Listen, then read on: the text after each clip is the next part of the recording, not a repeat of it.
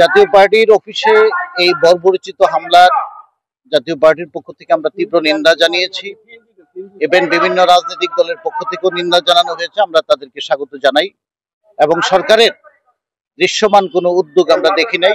আমরা আশা করব সরকার দ্রুত যারা এই হামলার সাথে জড়িত তাদের বিরুদ্ধে দৃষ্টান্তমূলক শাস্তির ব্যবস্থা করবেন। দেশের সার্বিক প্রেক্ষাপটে দেশের 18 কোটি মানুষ বিশ্বাস করে যে ডক্টর ইউনূসের নেতৃত্বে সুষ্ঠু নিরপেক্ষ গ্রহণযোগ্য নির্বাচন হইতে পারে না।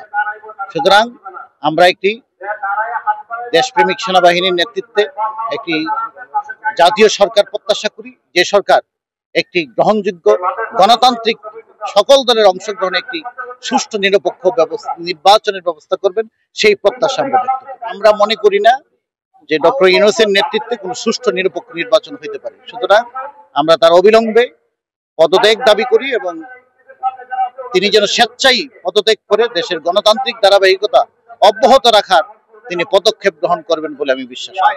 মবের পৃথিবীর ইতিহাসের শ্রেষ্ঠতম ঘৃণিত কাজ এই সরকারের আমলেই হয়েছে। আদম আলাইহিস সালাম থেকে শুরু করে এই পর্যন্ত এই ধরনের কোনো ঘটনা পৃথিবীতে সৃষ্টির পরে আমরা দেখি নাই, শুনিও নাই, ইতিহাসেও নাই।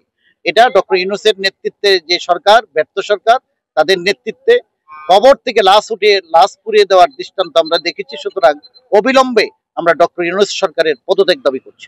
আইন শৃঙ্খলা বলতে কিছু নাই, মানুষ নিরাপত্তাহীনতায় আছে, কোথাও জনগণের কোনো নিরাপত্তা নাই, ব্যবসায়ীদের নিরাপত্তা নাই, দেশের ব্যবসায় করার কোনো পরিবেশ নাই।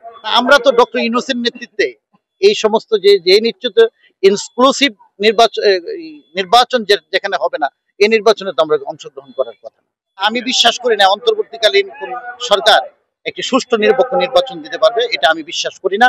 18 কোটি মানুষও বিশ্বাস করে না। ধন্যবাদ।